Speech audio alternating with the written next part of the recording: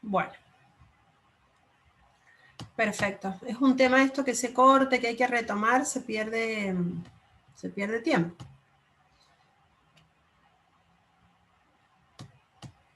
Bueno,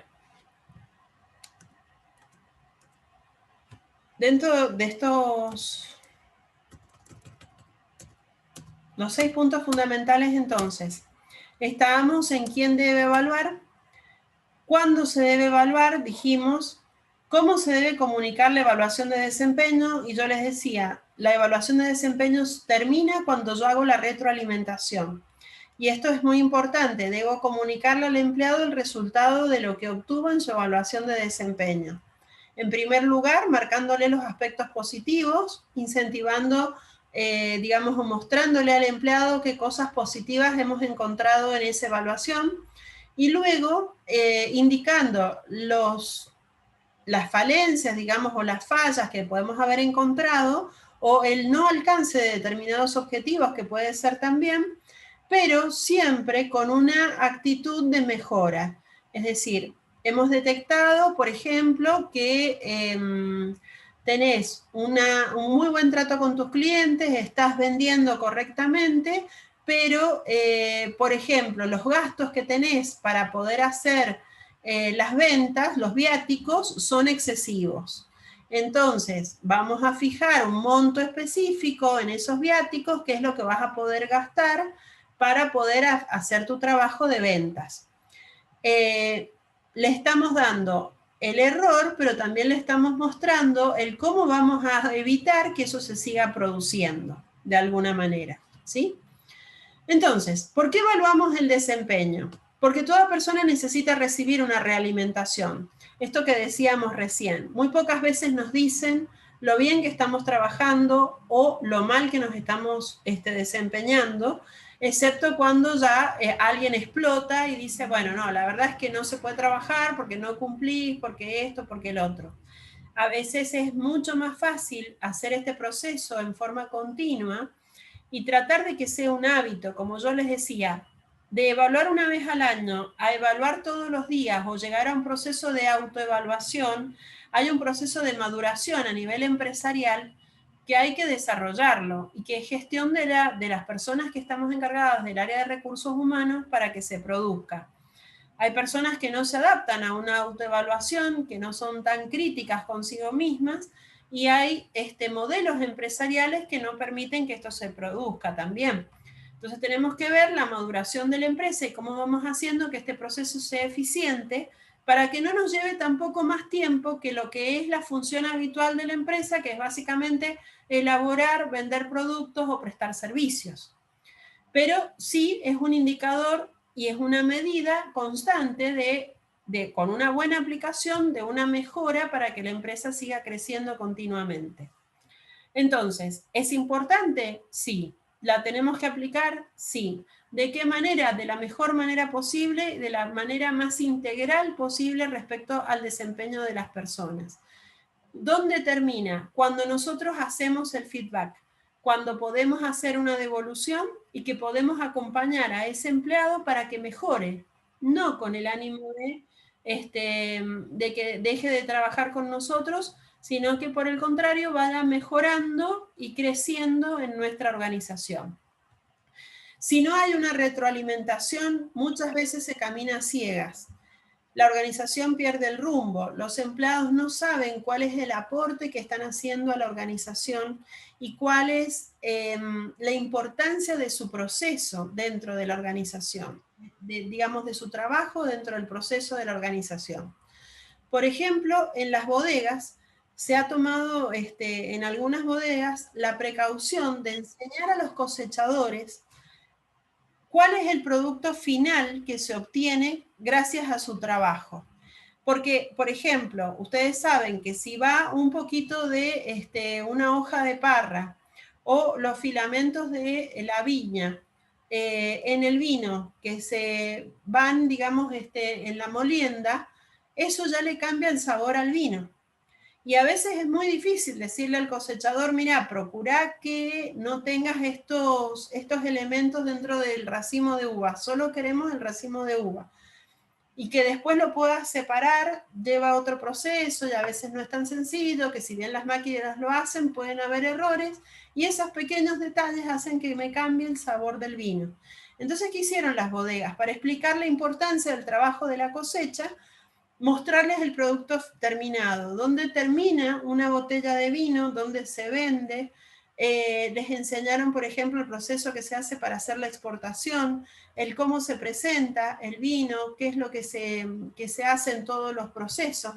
Entonces, de esa manera, cada uno de los empleados conoce la importancia de su contribución pequeña, chiquita, individual, a toda la organización a nivel macro, y entonces entiende que lo que está haciendo acá es porque para que la empresa el día de mañana pueda vender un producto de calidad y ese producto esté más posicionado a nivel mercado, y por lo tanto la empresa obtenga más ganancias y entonces esas ganancias vengan en beneficio de los mismos empleados que hoy trabajan en ella. Fíjense que con esto, que es simplemente mostrar la importancia de la contribución de cada empleado, estamos haciendo una devolución, estamos analizando el aporte que cada uno hace y estamos detectando errores que pueden ser objeto de mejoras futuras para que justamente mejore el producto y los procesos productivos. Hay razones básicas y que tienen que ver con la relación con los otros procesos de la importancia de la evaluación de desempeño. Y en esto les pido que tengan mucho o que pongan mucho hincapié de ahora en más, y que ya estamos en el proceso final de la materia, de empezar a relacionar todos los temas que hemos visto, porque siempre tocamos algo. Digamos, al evaluar, nosotros, ¿qué tocamos? Por ejemplo, el proceso de las recompensas, de la retribución o las compensaciones. Si nosotros vemos que un empleado tiene un mejor desempeño, tenemos a lo mejor una categoría que hay que respetar de acuerdo a el acuerdo sindical, y por esa categoría le pagamos. Pero ustedes han visto con el profesor que se pueden apagar o mejorar las retribuciones en base a otros aspectos, agregarle incentivos, agregarles prestaciones, ver de qué manera podemos hacer un reconocimiento a través de una retribución variable a aquella persona que tiene un mejor desempeño. Entonces, de esa manera, encontramos la relación directa del proceso de evaluación de desempeño con el proceso, por ejemplo, de recompensas.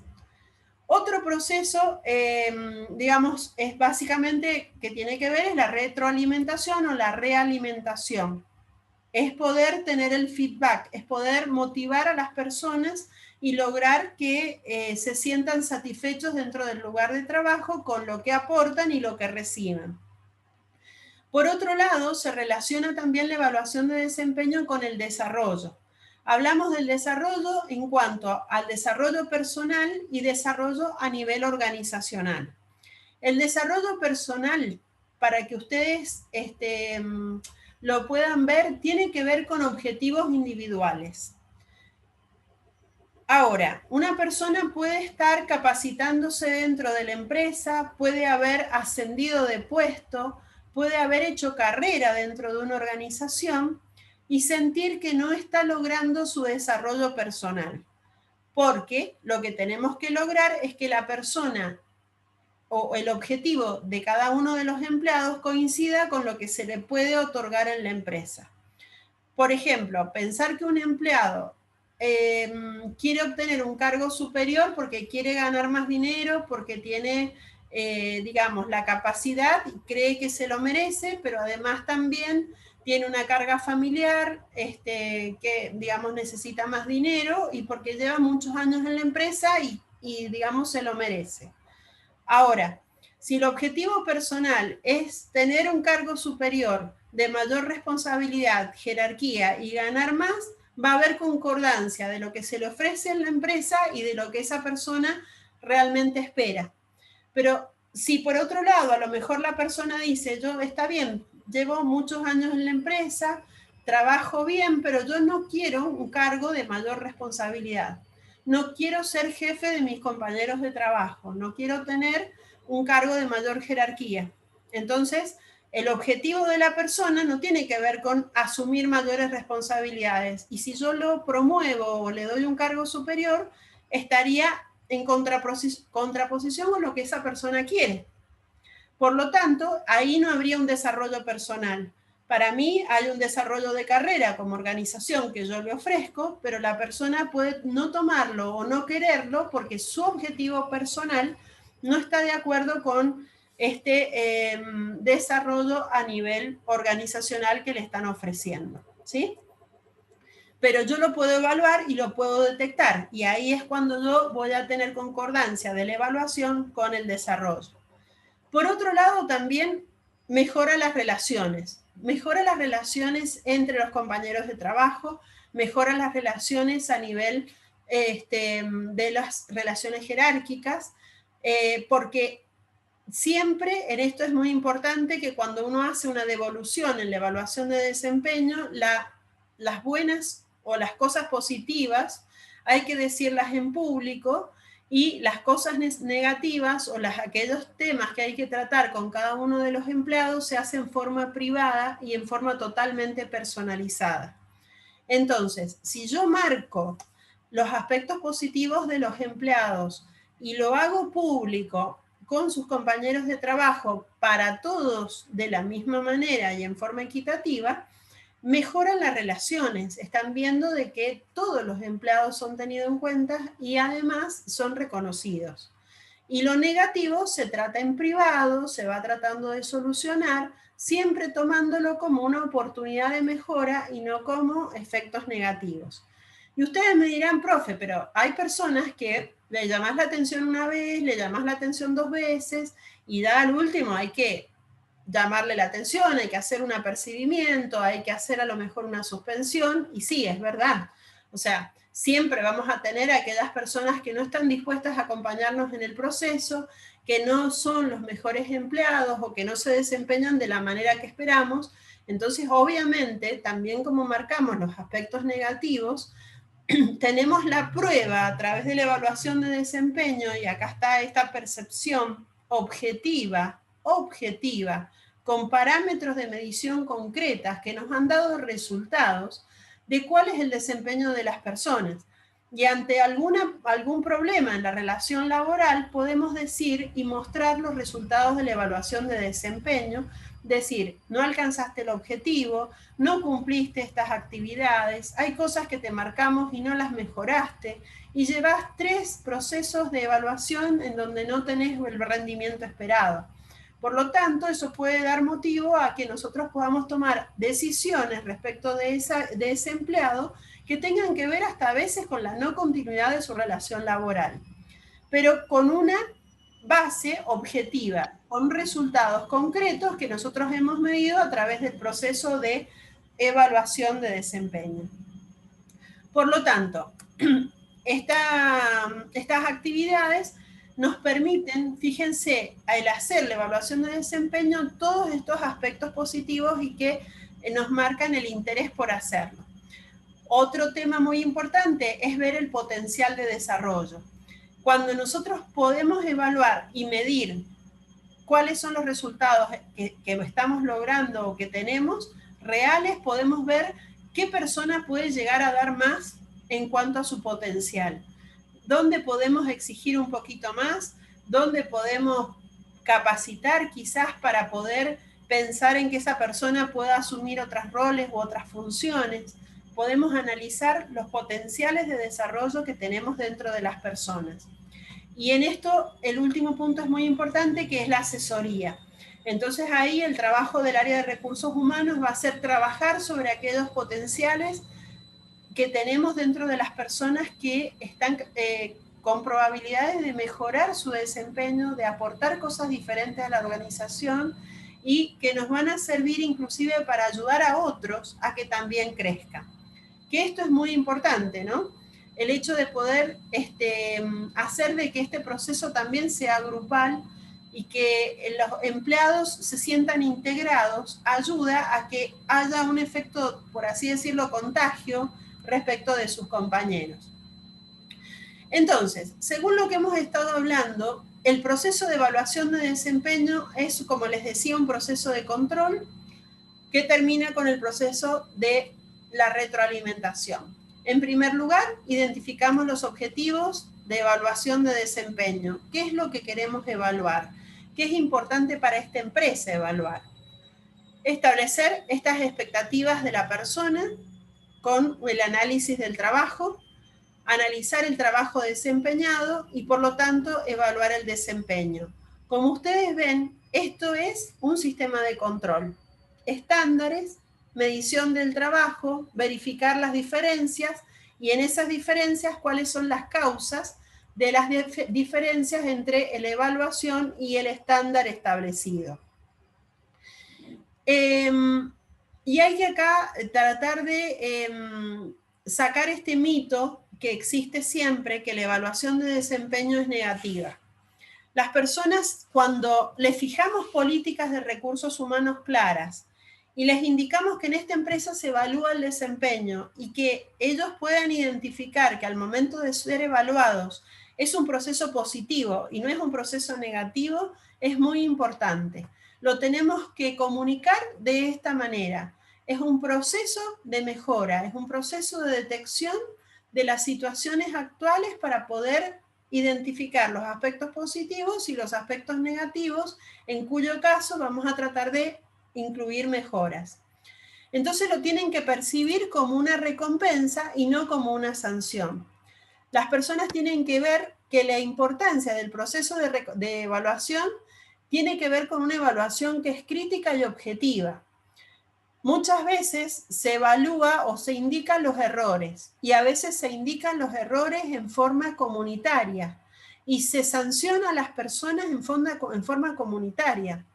No sé si han tenido la oportunidad, pero alguna vez en mi vida laboral me ha pasado de personas, líderes, jefes, que no son líderes básicamente, pero jefes que indican los errores en forma grupal, avergonzando a las personas, dejándolos mal, y eso es totalmente negativo respecto de la relación laboral y de la posibilidad de que esa persona realmente se comprometa con la organización y que eso vaya a generar un aspecto positivo a futuro. Es totalmente negativo. Entonces, muchas veces lo hacemos desde un punto de vista subjetivo, es decir, me parece que estás trabajando mal, o te vi, a lo mejor, qué sé yo, justo vino una persona y vio que la persona no estaba, del empleado no estaba trabajando, estaba tomando un mate, un café, un té, y entonces lo reta porque no está desempeñando el trabajo, no está trabajando de acuerdo a lo esperado.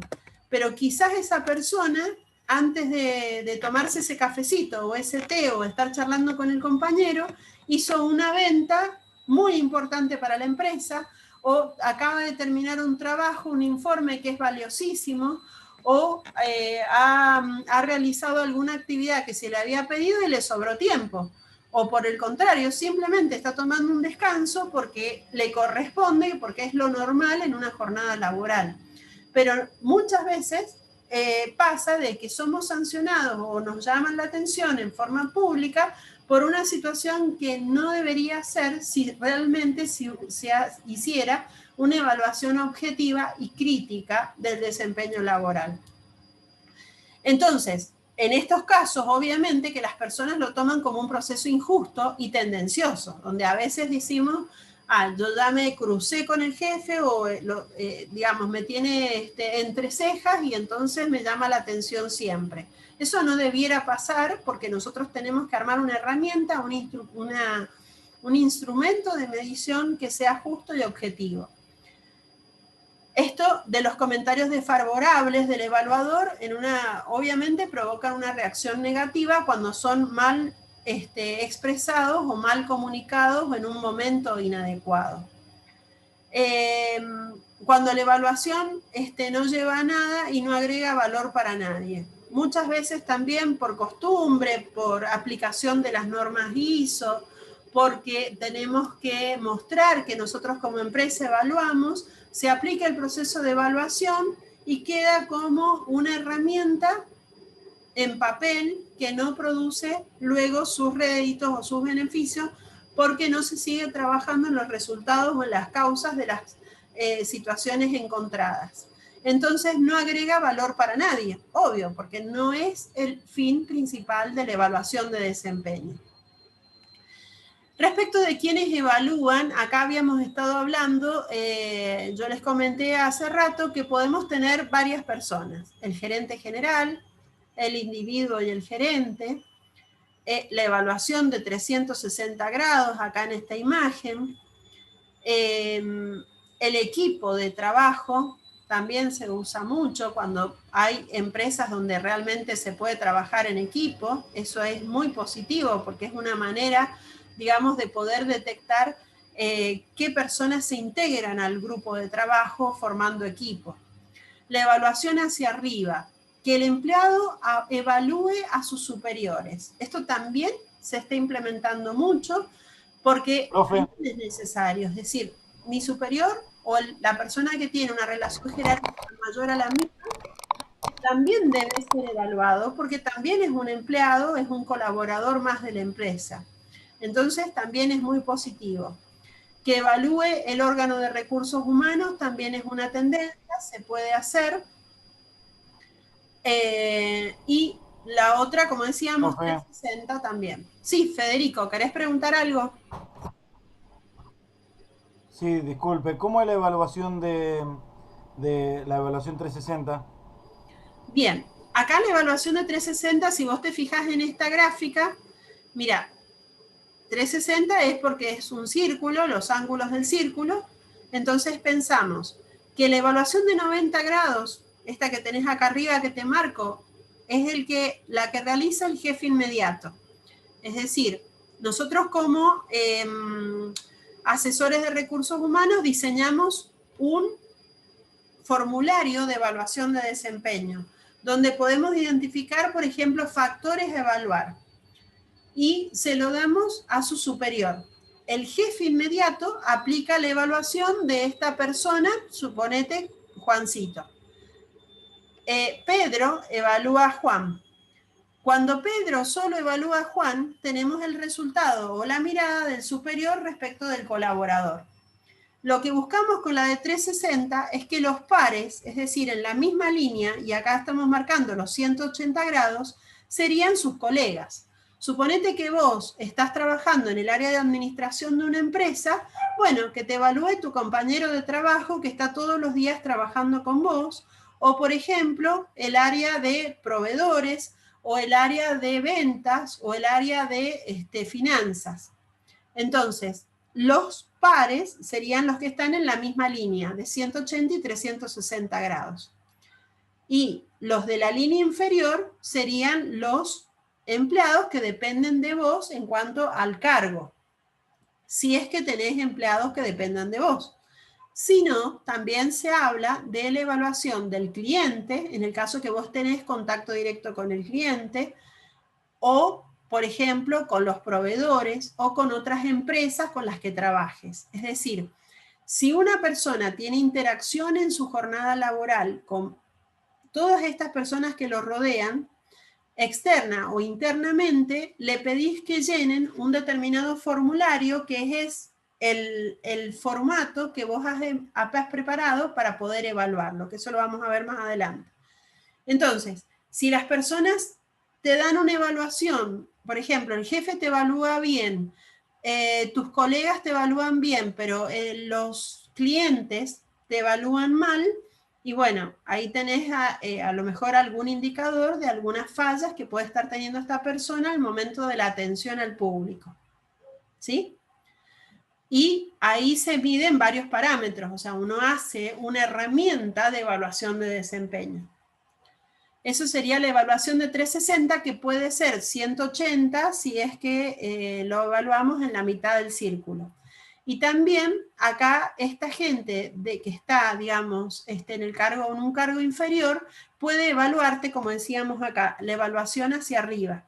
Entonces yo no solamente tengo la opinión de arriba hacia abajo, sino ahora son mis colaboradores los que me evalúan. Y eso es muy importante, y también lo mejor es llegar a una autoevaluación. Vamos a ver que hay varios métodos para hacer evaluación de desempeño, según lo que ustedes tienen en el libro de Chavenato, así como tienen en los sistemas de remuneración.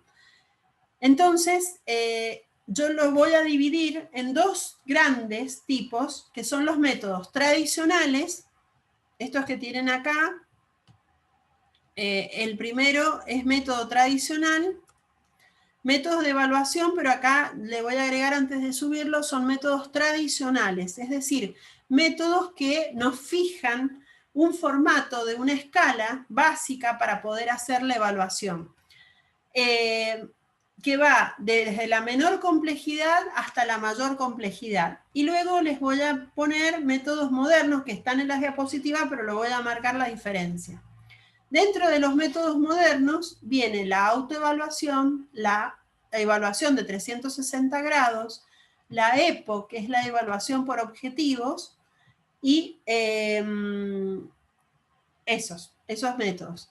Entonces, en estos métodos de escala gráfica, fíjense ustedes, vamos al diseño de la escala. ¿Por qué? Porque si nosotros empezamos a trabajar, por ejemplo, ustedes empiezan a trabajar en una empresa y la empresa no tiene ningún método de evaluación de desempeño, lo más recomendable es encontrar un método que les sirva para todos los puestos de trabajo. Y este es el primer método, es el más básico. Digamos, pueden encontrarse con una empresa que ni siquiera tiene organigrama, porque es la realidad y así sucede. O pueden encontrarse con una empresa que trabaje por gestión por competencia, por lo tanto ya tiene todo un camino trabajado que les asegura a ustedes una mejor posibilidad de hacer una mejor evaluación de desempeño.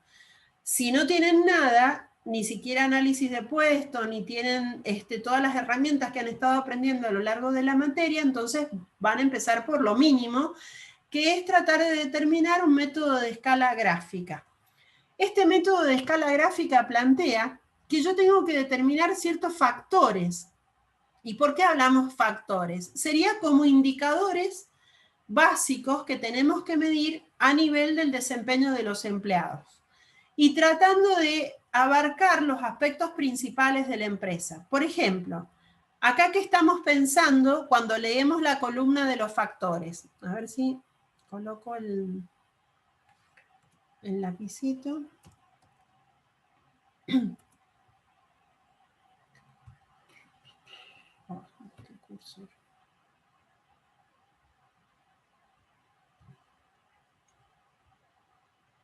Estoy tratando de encontrar el cursor y no lo veo porque me queda... acá está, el puntero láser. Bien, les decía que acá en los factores tratamos de identificar aquellos factores que son prioritarios para la empresa. Por ejemplo, yo quiero controlar en una empresa el trabajo que se realiza, la cantidad del trabajo que se realiza, el esmero que ponen los empleados al momento de trabajar, y a eso le llamamos calidad. El conocimiento que tienen en el trabajo, es decir, cuán hábiles son para realizarlo. ¿Cómo se relacionan con los compañeros? Las relaciones interpersonales, compañeros de trabajo u otras personas. ¿Cómo es su capacidad para resolver los problemas? ¿Cuán creativos son? ¿Cuál es la capacidad para innovar que tienen? Y, por último, ¿cuál es la realización de su trabajo en cuanto a el objetivo cumplido o cómo realizan el trabajo? Entonces, este método es simple porque plantea, fíjense, estos factores, y ustedes pueden tomar otros en una organización y decir, ¿qué me interesa a mí medir? El trabajo, cómo realizan el trabajo, con qué calidad, las relaciones, el cumplimiento de los objetivos. Ustedes definen los factores y en base a esos factores deciden cómo lo van a medir con una calificación de excelente, bueno, regular, tolerable o malo. Siempre pensando en que cuando hacemos estas mediciones tenemos que hacer con variables que son al menos impares, para que no tengamos el efecto halo, que es la tendencia a que siempre sean calificados iguales. Esto simplemente plantea, definamos factores que son importantes para la empresa y esos factores apliquémoslo para todos los puestos de trabajo exactamente igual. Y le damos la posibilidad de evaluar a los superiores para que apliquen este método. Generalmente los métodos tradicionales van solamente de arriba hacia abajo, ¿sí? Entonces, la explicación de este método plantea lo siguiente. Profe, Sí, te escucho, Luciana. esa escala gráfica que está usando es la discontinua, ¿verdad? Es una escala gráfica que, digamos, podemos plantear como ejemplo, que es la que plantea el libro, y tiene que ver con calificar en al menos 3 variables o 5 variables que vos podés decir de excelente a malo o bueno, muy bueno, regular, como vos quieras medirlo, pero que te da un pantallazo muy general de la situación en la que se encuentra el desempeño de tus empleados. ¿Y por qué es muy general? Porque es una tabla de doble asiento, porque no hace diferenciación entre los puestos de trabajo, porque además no vemos el desempeño concreto de una persona, sino que estamos tomando factores generales, ¿sí? Entonces, en estos factores hacemos una evaluación muy general. Son criterios sí relevantes para la empresa, son cosas que la empresa quiere saber cómo están funcionando, pero no hay distinción de puestos de trabajo. O sea que es un método de los, digamos, menos eficientes a nivel de medición y para poder realmente llegar a las causas de los errores que pueden estarse cometiendo dentro de la empresa. Ventajas. Básicamente es fácil, lo podemos aplicar rápidamente, lo podemos hacer en una empresa que no está tan madura en cuanto a la aplicación de herramientas de gestión del talento. Es fácil de aplicar, es simple. Tenemos rápidamente una visión gráfica de la situación general de la empresa, pero no trabajamos sobre lo particular. Es fácil comparar los resultados y podemos decir, bueno, la verdad es que evaluando el total de los empleados tenemos un desempeño aceptable, regular, óptimo, malo, bueno. Estos numeritos corresponden a las variables que ustedes colocan, ¿no? Excelente, óptimo, aceptable 4, regular, bueno y malo, va decreciendo los valores. La desventaja es que es muy superfluo, es muy subjetivo porque es aplicable en general. Generalmente se produce un efecto halo porque terminamos poniendo a todos regular, porque no estamos haciendo una evaluación individual de las personas, sino estamos evaluando el desempeño general. Porque no estamos dividiendo ni por categorías de empleados ni tampoco por tipo de actividad. Es un sistema totalmente cerrado, va de arriba hacia abajo, es muy rígido y reduce todo a una selección de determinados factores determinados por alguien que se le ocurrió que eso era lo importante.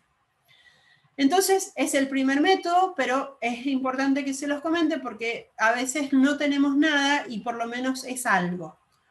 Ahora, vamos a ir mejorando a medida que vamos viendo los distintos métodos. Por ejemplo, el método de elección forzada o selección forzada que vemos en esta gráfica busca mejorar las deficiencias que tiene el anterior. Y entonces plantea de tomar algunos aspectos o variables que son importantes como grupos de variables. Entonces, por ejemplo, en este caso tomamos, dice, presenta producción elevada, con un comportamiento dinámico, con dificultad con los números y es muy sociable.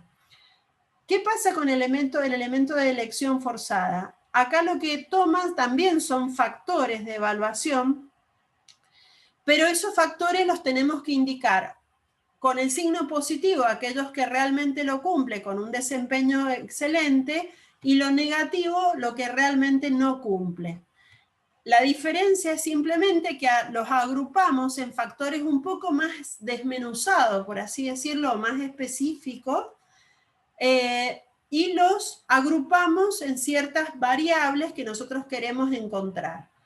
Entonces, por ejemplo, presentamos esto, tiene espíritu de trabajo en equipo, es ordenado, no soporta la presión, acepta críticas constructivas.